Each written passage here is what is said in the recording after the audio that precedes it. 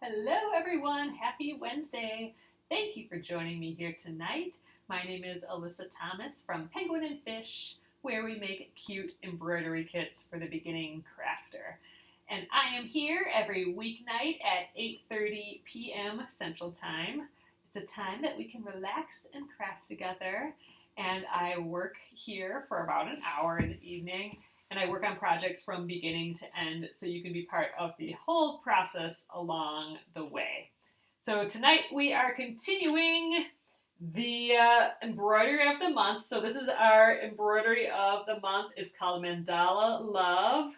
It's got some little hearts hidden in there, and it has the word love. It's reversed right now, but it has the word love repeated and hidden in there as well. So it's perfect embroidery to like lead us into Valentine's Day, which is coming up real quick here, you guys.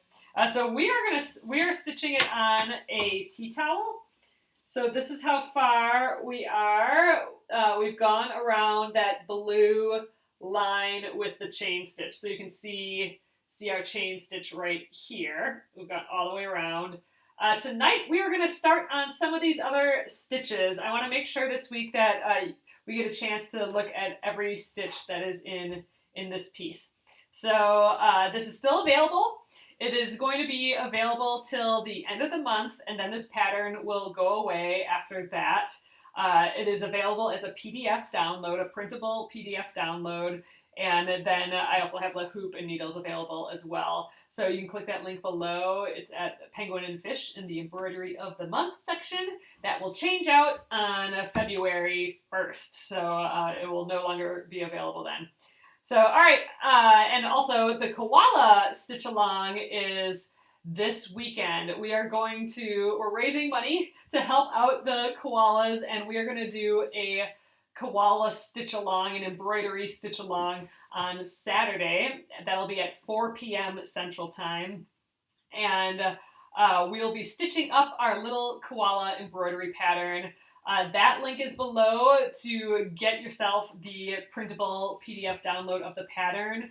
And all proceeds from that PDF pattern are going to be donated to Australians for Animals. So, you can feel good about doing that and stitching with me. And then actually, if you want to have your koala in a quilt, we are going to be collecting koalas and sewing it into a quilt all full of fun different koalas, and we'll be auctioning off that quilt when we're done as well. So get on my email list. I will have an email going out about that on Friday, just to reiterate the things you need to know for the stitch along and what you need to do for the quilt. So that is what we're doing. That we have raised $2,000, about just over $2,000, Bonnie, so far. So that's just amazing. I'm so happy about that, and I'd love to get a whole lot more. I'm hoping we can raise more during our stitch along on Saturday, and especially with this quilt auction. So we will have more info on that soon. Once we get the quilt all sewn up, we're going to try and do that as fast as possible after we get all your koalas. And I think it's just going to be the cutest freaking quilt that ever was made. So that we'll auction it off. So you have an opportunity to purchase the finished quilt, and that money will be donated as well. So thank you guys for everyone who's donated by buying a pattern so far, and I'm super excited. We're gonna have fun on Saturday. So, all right, let's get stitching on this Mandala Love pattern, and I'm going to flip you around.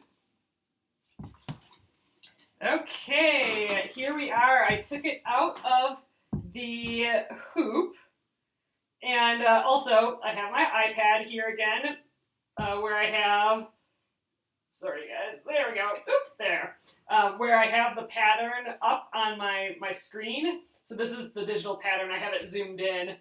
So I can see the stitch and color guide. So it shows how to do the stitches.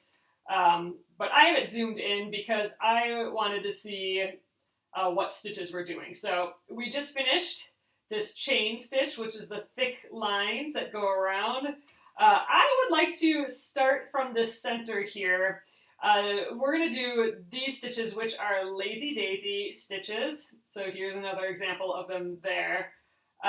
There we go, the lazy daisy stitches. And I'd like to do that. It is a nice, it's a good part of the family of these chain stitches. So if you have gotten comfortable working on the chain stitches, then these lazy daisy stitches should be no problem. So first of all, let's get back in the hoop here. I'm just sliding the small hoop underneath and the larger hoop we're stretching over the top. Give that a little tighten. Oh, Patty, we had the cold weather yesterday. So, you know, it's like 8 degrees yesterday with wind chills, and then today it's like 35 and it feels amazing. It feels like spring. Things are melting. But then by the end of the day, it was just rain snowing, so it got pretty slippery. It was a slippery drive back from the office, so that wasn't as pleasant. But ooh, the temperature, that felt good. Oh yeah, sleet and snow. That's Bonnie. That's what we were getting to. But like I said, it was nice to nice to warm up a hair. All right, so I have this long strand of blue from last night, which is great because this center, this little lazy daisy stitch center, is blue. So I'm gonna just thread this up. Got my needle here. I can never pick up the needle from the table. I gotta slide it off the edge of the table. Oh gosh, yes. It's like 105 by you guys. That is just, that's just a lot. A lot. Okay, so I am going to start with an away knot again. That was where we left an amount of thread that we can weave in later. And the reason I'm doing that is typically I like to weave into ends that are already there, but all of our stitches that we already have are kind of far away from the center, and I don't want to jump from here to there. I suppose it wouldn't really matter that much if I jump from here to there, but I want a cleaner back. I want to get this back as clean and contained where each stitch line is contained within its own self, just because if we jump around a lot here, we're going to be seeing that. Because this is a tea towel, we will be seeing the back of this. So the cleaner I can get, the better, I think. Betty, I like using, these are our needles that we have in the shop, but they are like a size 5 embroidery needle. So we actually got them with an extra big eye and then had them sharpened up. A lot of times cross-stitch needles will have a big eye but a dull point, but we got ours a little sharper for that. But it's a size 5 embroidery needle. Is what I like using. They're a bit bigger. So I mean, you might want a slightly smaller needle if you're going to be pulling through like a really tightly woven fabric. But I like these because they're easier to thread with that big eye. Okay, so I'm going to start with an away knot, which means I'm just kind of going a few inches away from where I'm going to start stitching. So I'm like 3 or so inches away. And I'm going to start from the top. And it's going to stop with the knot that I tied right there. And this is just to keep a piece of thread available that I can weave in later. All right, so we're going to start a lazy daisy stitch. So a lazy daisy stitch is basically a whole pile of single chain stitches. This was like a row of chain stitches. This is going to be like a single chain stitch, but we do a whole pile of them around in a circle, around kind of a center point, and that's all lazy daisy stitches. So like here again, we got 3 single chain stitches going around like a point. Same here. They're all going to a point. So this one just happens to go all the way around, and I'm actually a little bit away from the point, which is fine. You can kind of even see the bottoms of them all. So I'm gonna start there. I'm just gonna pick one. There we go. We'll start at the bottommost one. Okay. So I am going to make kind of a loop with my thread. So I'm going to do this one. So my thread is kind of mimicking that shape. I'm going to go right back into the exact same hole I just came out of there. Grab that needle. Where you are. There you are. And then before I get too far, I am going to come up at the farthest most like hump of that stitch. There, so there's the point. That's where I start, and then the like loop shape at the end. I'm at the highest point there, and you'll notice I came up in the middle of my loop. So as I pull, this string is going to catch that loop. There we go.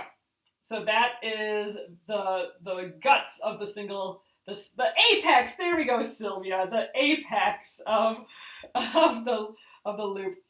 But yeah, and I'm gonna leave it kind of loose. We want to leave it kind of lazy, because if I keep pulling so tight, then the stitches will come together and it'll almost look like a straight line. So I want to leave it lazy. There we go. Then you get that nice kind of teardrop shape. All right, but that's going to fall away from us. See, that loop is just going to come undone unless we tack it down. So we're going to tack it down by just stitching a tiny, tiny stitch on the other side of that apex there. So I'm just like a couple threads away.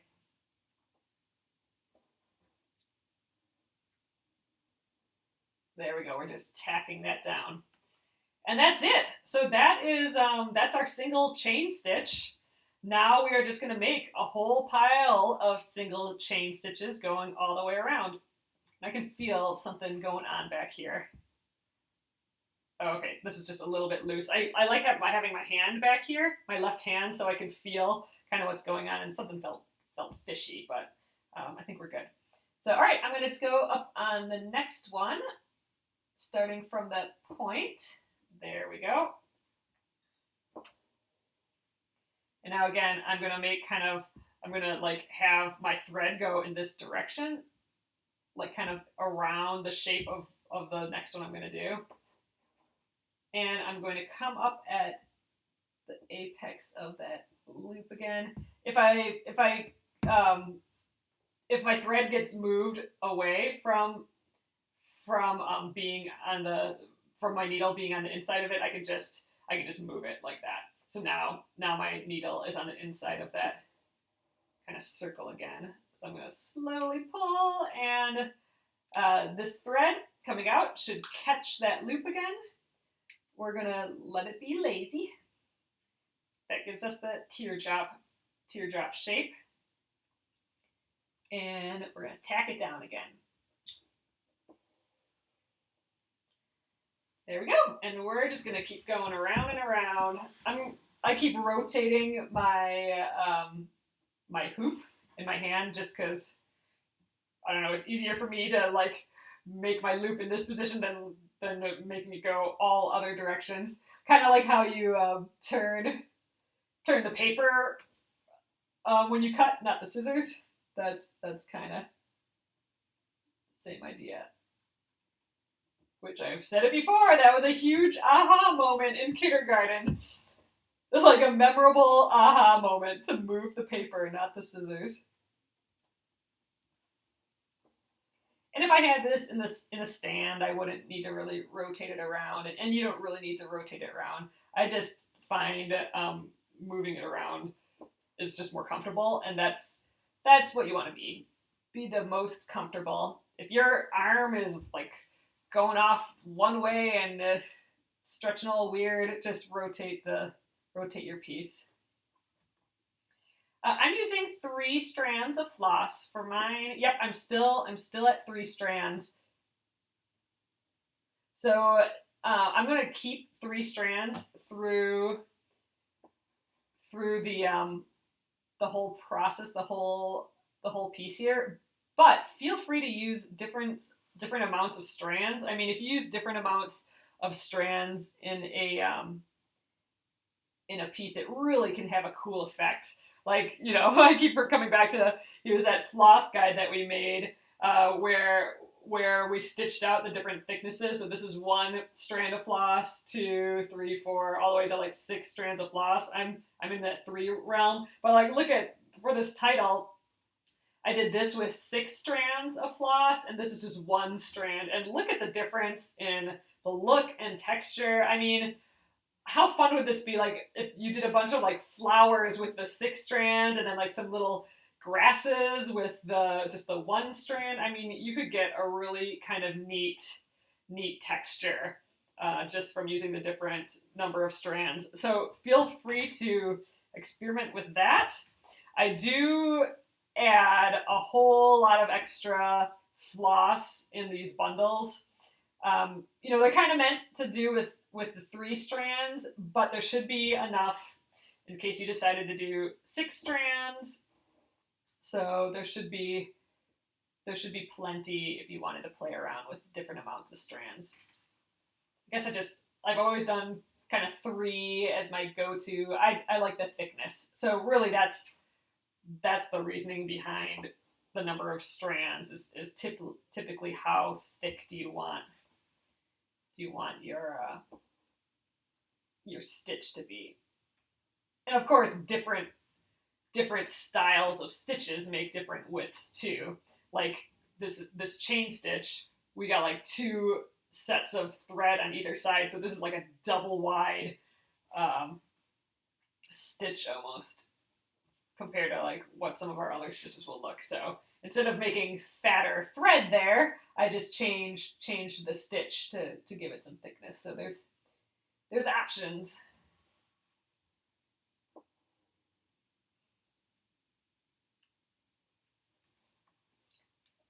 That might be actually one of the scary things, starting an embroidery, just having so many options and not knowing what to do, but it's gonna look so cute whatever you do.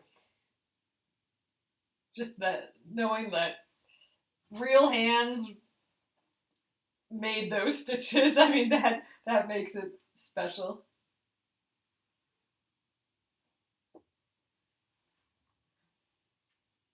Oh, you may do the love smaller. Oh, that's cool, Sylvia. Like with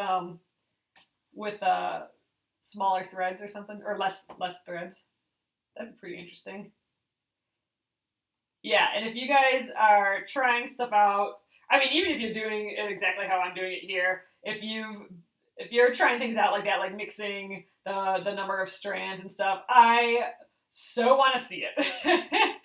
So be sure to join the Penguin and Fish Crafters group here on Facebook, and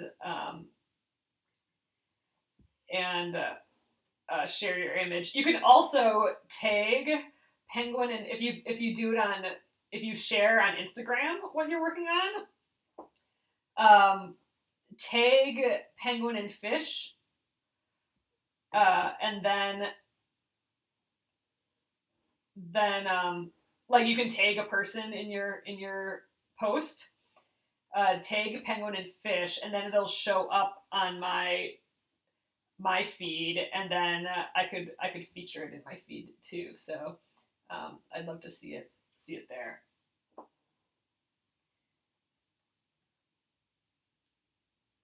So like the chain stitch, lazy daisy stitches they use quite a bit of thread. So even though I had a whole big piece of thread, I am not sure I'm going to have enough to make it around, even though I only have like, 6 more little stitches. I might need to get more blue floss. This is looking so pretty though. Oh, you would do like maybe these big hearts with less thread? Yeah, that'd be an option.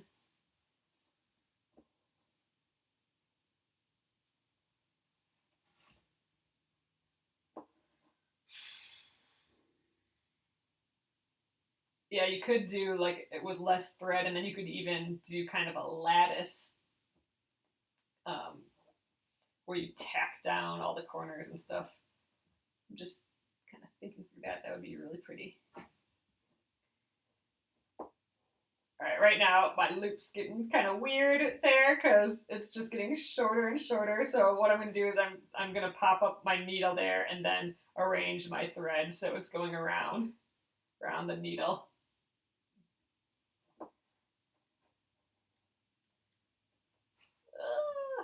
Let's see. I have more thread on this. Oh, I kind of got my needle stuck on the thread a little bit. Which means I poked through my thread at some point while I was stitching, so I split the threads a little bit. I'm going to try and fix that if I can. Oh, I think I'm just making it worse.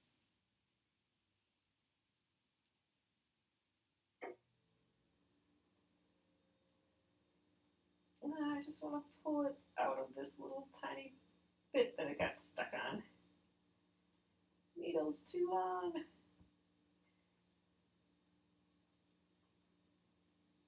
I just might let it be. Because I'm wearing down the thread too, so I'll just stitch till to that point, and then I'm gonna have to start fresh. So I don't think we're gonna make it. I think I'm gonna need to. Ooh, and then I pulled this tight. I think I'm going to need to get a little bit more floss for this one. Oh, you did the same thing. Your thread split and tangled, and that's just because at some point when I'm stabbing it through, I've accidentally stabbed it through a little piece of thread along here, and kind of caused that issue. So now I can't pull on this anywhere. It's like tying a knot in the needle. So yeah, I think this actually might be my last stitch. Then I'll weave in the ends of this one, and I'm gonna have to get that one extra bit of floss, but luckily there's tons of blue yet in this piece, so we'll use it. I'm not, it's not gonna be that big of a deal. All right, so I'm doing that final tacking down. Oh, it's so pretty. Yeah, definitely leaving those a little lazy or a little loose. The loops keeps that kind of teardrop shape, and that just makes really nice kind of petal shapes. All right, so now, oh yeah, I got a funny one here too. Yeah, time to switch thread. So I'm just going to kind of, I got some extra loops here, so I'm going to try and just incorporate that when I weave in my ends. So I'm going to do the same thing that I was doing before. Okay, I just grabbed that loops a little bit, and I'm going to weave back and forth behind these stitches 3 times. I'm going to try and grab as many threads as I can. I want to just kind of grab those threads too. Let me just kind of loop around again these little loose threads. There we go. And that'll do the job. There, we kind of incorporated them back there. All right, get rid of this knot on the needle here. I'm gonna just trim this, and I'm gonna have to actually cut this off probably. Silly thing. All right, there we go. Okay, and then we have our away knot over here. So I'm going to just actually snip on the end right here. Then that kind of gets rid of our little knot on the front. You can also cut it off from the front. But there, now we should have just enough thread. I kind of made this a little short. I always tend to make it a little too short. But now we should be able to weave in this end as well. So we have that nice, clean, finished without any knots here. So we still don't have any knots on the back, which is nice. because again, this back will be visible. I am doing this as a tea towel. I was just thinking, if you didn't want your back visible, you could always like do a double layered tea towel. Like you could sew a piece of fabric on the back of this. That would be kind of neat. That'd be pretty too. The bigger the number on the needle, the thinner. I don't know if it's necessarily shorter, but thinner for sure. So like a size 11 needle would be a much thinner needle than my size 5 embroidery needle here.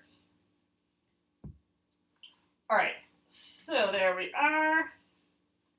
A few more to go. So I'm going to just grab myself another long piece of thread. I'm doing it, I'm stretching it a little. Usually I do about 24 inches, but let's see, how much is this? Oh, this is still about, yeah, maybe it's a hair over 24 inches. Let's call it 30 inches. I'm doing around 30 inches. I usually try and stick to 24 inches. Just because then, you know, like if I have a screw up like I did before, or just where I caught the thread a little bit, then I'm not wasting tons of thread, and it's easier for repetitive stress sort of stuff. Like I'm not having to move my arms around as much from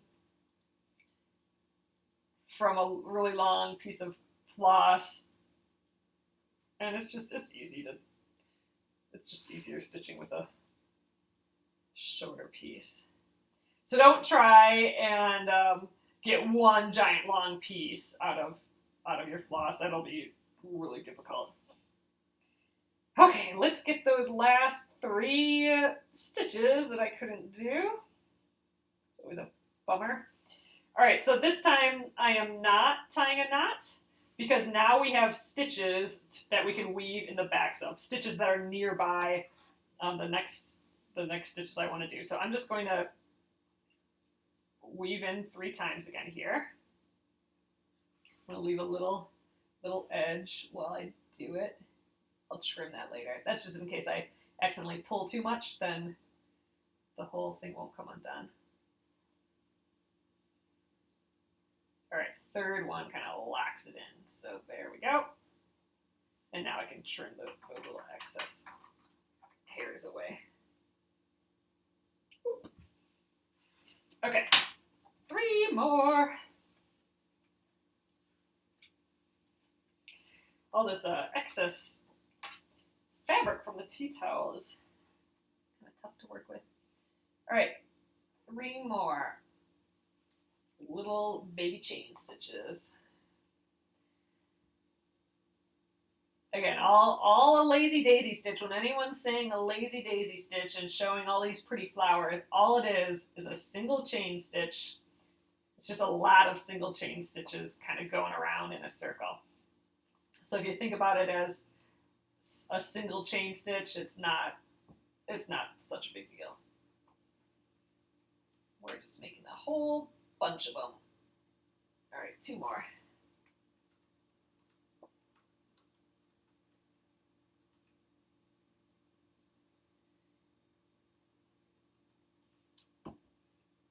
Yeah, exactly, Jenna. The size of the needle, like the number of the needle, like size 12 or 5 or whatever, that relates more to the thickness of the needle and less to the length, even though sometimes it'll get a little bit longer or shorter, but the style of the needle, like if it's a Milner's needle versus a Sharp's needle versus a like hand quilting needle, that is more of a determining factor of how long it is.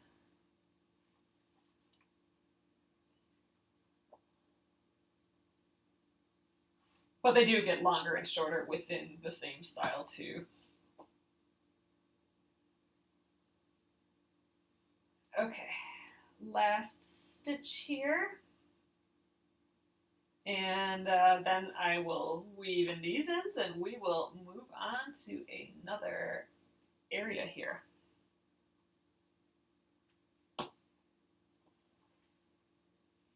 again, normally I might, like this running stitch is in blue, but gosh, maybe I will just jump to that. I was thinking like normally I would just jump to it, but I don't want that big jump on the back. But that's not really such a big leap. Maybe I'll do that. So just since I still have the blue on here. So I think what we're gonna do is tomorrow, which is Thursday, tomorrow I think we'll focus on these latticey hearts. I know some of you guys want me to work on that, but then we can put like a lot of focus on there. So we will do, I think we'll spend the day tomorrow working on that, and then maybe we'll do the 2 lattices and like the little heart, which is a satin stitch. Maybe we'll do that tomorrow. I am going to jump and show you this running stitch quick. So just as a way, so we still have a bunch of stitches. We have this lattice thing, which, we could do as a back stitch, or we could weave it. There's a lot of options we could do for this lattice looking heart. And we'll play with a couple different ideas with it. But we have the running stitch here. That's just kind of like a dashed line. We got some more lazy daisies here. We have just normal lines that we're going to do in a back stitch. And then we have these dots, which are going to be French knots. So we'll be sure to do all of these stitches by end of day Friday. So we're only going to be working on this till Friday. All right, so I'm going to jump to this running stitch. And a running stitch is just a dashed line. Oh, thanks, Kate. We'll do the center. That's just a French knot, so we'll come back to that. This center here, all I'm going to do is back stitches for these circles. And these guys, I'm just going to do a bunch of just single stitches. I'm just going to move the needle from one to the other and just trade off. They're just going to be one little stitch, all those, and then I'll do a back stitch on top of it to kind of cover the little ends. So that's all I'm going to do for that. Oh, you could do a buttonhole stitch for the center there. Oh, I kind of like that idea, Paula. We could do a buttonhole stitch and then do a back stitch. So we could give that a go.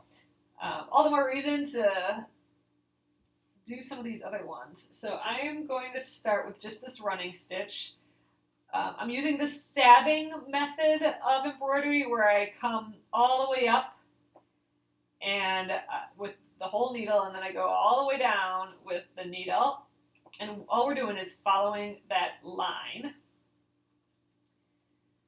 So all the way up, all the way down.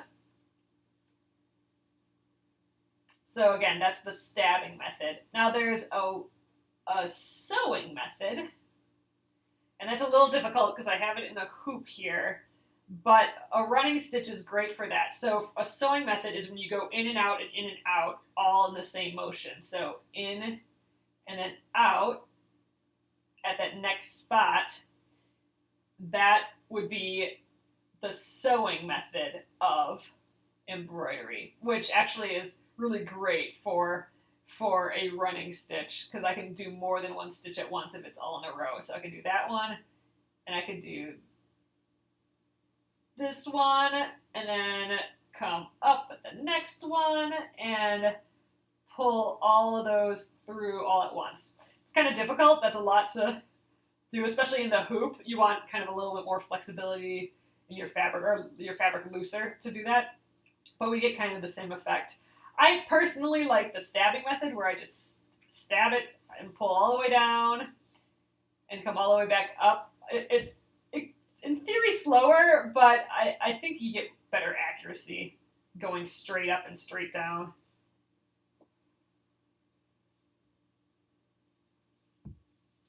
Oh yeah, we were talking about the oops, I kind of did that one funny.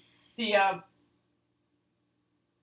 buttonhole stitch, but it's more of a what it would really be is a blanket stitch. So we could do a blanket stitch a buttonhole stitch is a tish different than a blanket stitch. But I know sometimes people use the names interchangeably. But all right, I'm gonna do this running stitch. So this is a quick thing. I think the next little bit, just to show you, we'll do this little flower here because that's also in blue, and I probably have enough thread for that, and I can just jump up there. So I just want to make sure that we go through all these parts because then it's just repeated a whole bunch.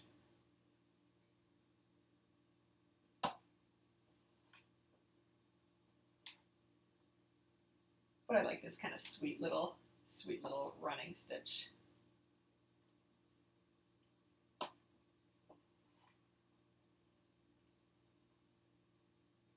right, I think I'll just go all the way down here and come back up. And I'm gonna then jump to this little flower. So again, now this is just another pile of single chain stitches. So we'll do one there with the starting point at the point, and then we'll do this one, and then I'll do these 3, and then I'm going to end with a back stitch. So I kind of like doing, in flowers, I like doing the stems after I do the leaves because then when we stitch this, it'll cover up the little point that we make there. So instead of making that stem first, these are still blue. Yeah, okay, I just checked the pattern. These are still the blue color. So I'm coming up at that point again. I'm gonna make that kind of shape with my thread. Going back in there. So I get this like loop happening. That's the same shape as my leaf, and I'm gonna pop at the top of the leaf and get my thread out of the way there. All right.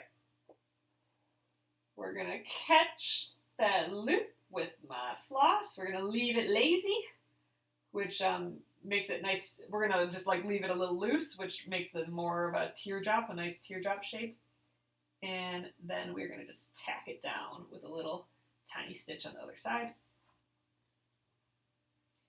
There we go, stitch number 1, leaf number 1. Let's do the next one. There we go. Sometimes I can use my thumb to hold the thread out of the way to make that kind of circular loop shape. Oop. The big thing is I want that needle to come up in the middle of my floss there. All right, leaving it lazy. Okay, let's get these 3. Now these 3 are all starting and ending at the same spot, so we're going to have a lot of thread coming up out of there, which is fine.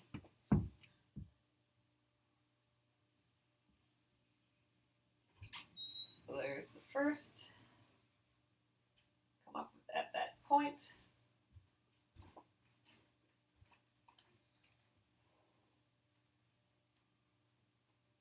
All right. Make that little anchor point there. Now I'm coming up at that same spot, that same beginning spot. We're going to get that second one.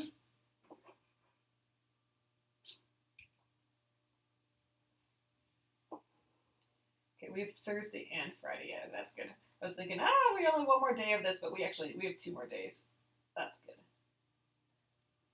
Lazy loop, tack, lazy loop, tack. Oh, that's great, Noeline. That's what Noeline says when she does these chain stitches, or these lazy daisy stitch. Lazy loop, tack, lazy loop, tack. That is a good kind of mantra. That's actually what I like about like knitting. I can just go knit 1, purl 2, knit 1, purl 2, or whatever. Just like that sort of mantra in my head too, but I like that. Lazy loop, tack, lazy loop, tack. That's nice, I like it. All right, last little guy. It does sound like a dance step, doesn't it, Sylvia? Lazy loop, tack, lazy loop, tack. All right, that's looking cute. So now all we have left is this little line here. I'm going to use a back stitch for that. You know what? I think I'm gonna, well, no, I'm gonna come up. Well, first of all, you want to kind of assess your line. So this is kind of a short line. I want to kind of divide this up. So I could do that in a couple ways. I could divide it in like four stitches, or I could do 3. I want to try in a way where whatever stitch I do, it kind of covers up where these meet, because I just think that it has a nice look to it when it covers it up. I'll show you what I mean by that. So I think we're going to do 3 stitches. They're just going to be a little bit bigger. This first one's going to be a little bit bigger. So I'm going to, so I'm coming up there, and with a back stitch, you know, I'm going to go this direction ultimately with my line, but I'm going to do that by stitching one backwards, then coming up at the next point, and then stitching backwards, and then coming up at the next point and stitching backwards. So that's kind of the back stitch. So ultimately I'm going this direction, but I'm doing that by going backwards first. So I'm going to go backwards, and then I'm going to go right into that hole where all these other ones were. There we go. And I'm going to go forward down the line.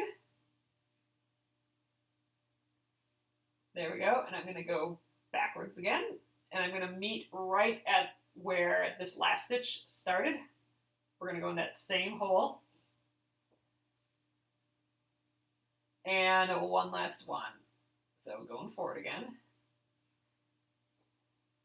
And then going backwards into that same hole there.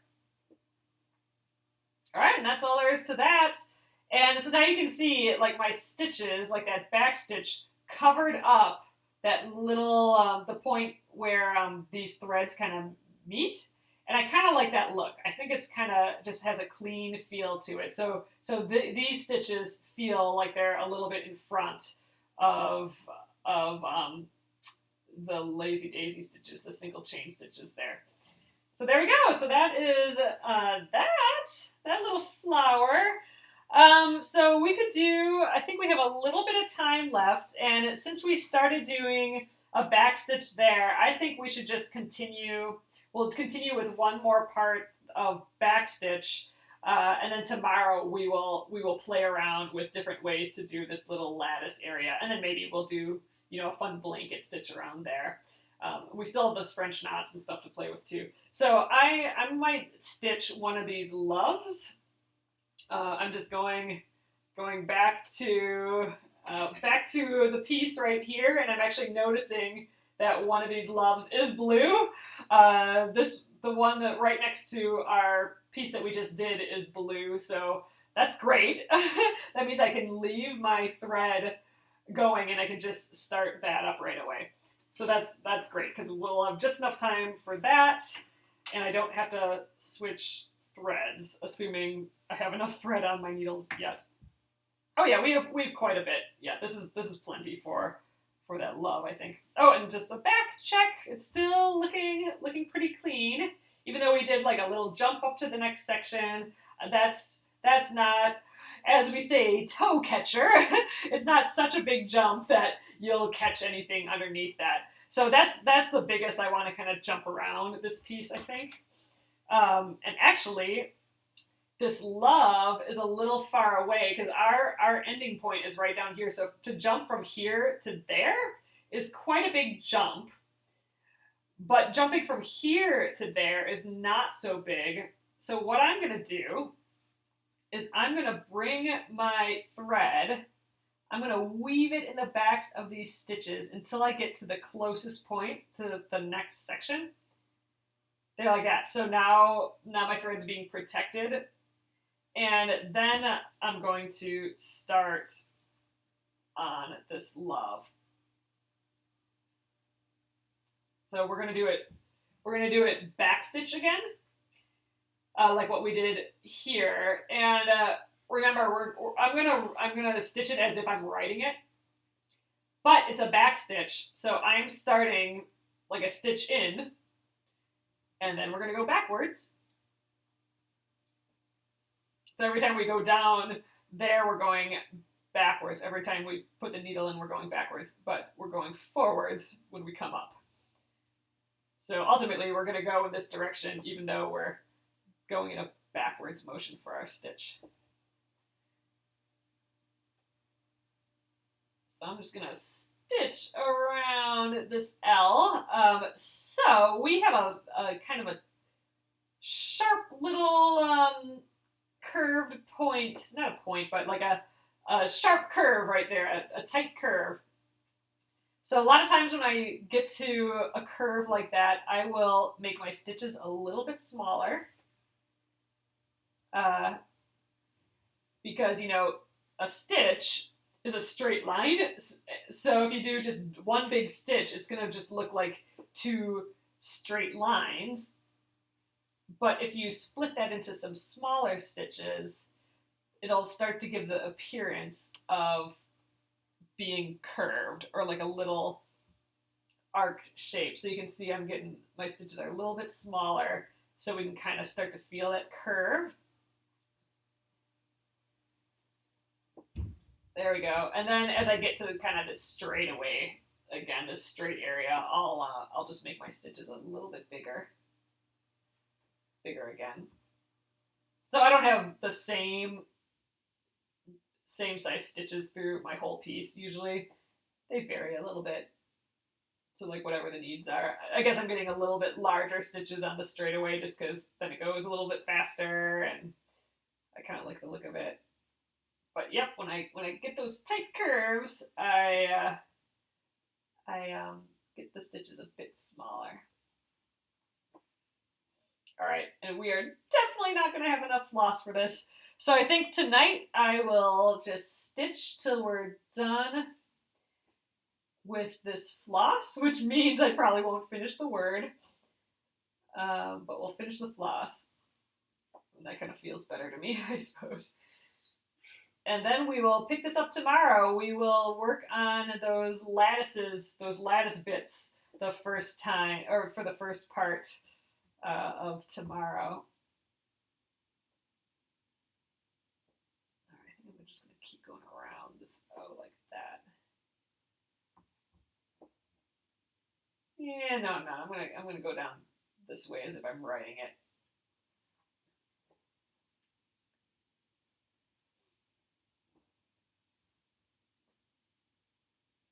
Because if I'm writing, I would go up and I'd stop and I'd come back around.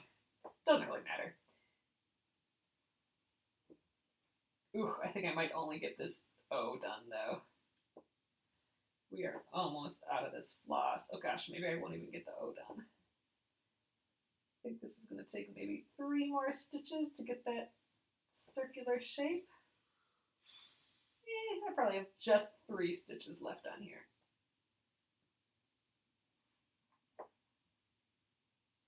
I love the backstitch though. It gives such kind of like a beady look, like a bunch of like pearls all strung together. And it screams embroidery to me. Like it looks like thread. It looks like stitches.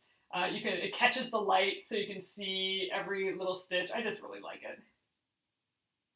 There's lots of different stitches you can do for a straight line, but backstitch is always my default. There we go. We got a low in there. So I'm going to just weave in that end because I am getting to the end of my floss here. I could have done maybe 1 or 2 more stitches, but ending on the O, that seemed like a good idea.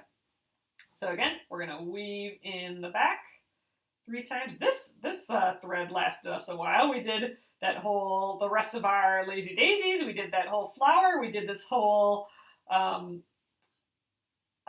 running stitch and this back stitch, the LO. I think I only went, yeah, that was 3 times. I'll go 1 more, 4 times. We did all that with the same thread there. And we're still looking clean back here. I mean, there's still no knots. I mean, obviously it's not going to look as good as the front because, you know, it's the backs and the stitches still, but it's not too shabby yet. No big toe catchers. So here's where we went behind the flower and then we jumped from here to the letters. So we just have like a little bit there as a jump, but still not that much. I don't think that's going to cause us any trouble. It's not going to get caught on anything. So there's the back. And here we are on the front so far. So we did a whole lot today. We did this. We got that running stitch in. We did some lazy daisy chain stitches with some back stitch. Some more back stitch here. All right. And that is it for the blue right now, too. We're going to jump to new colors tomorrow for sure, because this lattice is kind of a gray. It's a pretty gray color. And if we do that, and maybe we'll do the satin stitch, that'll be red.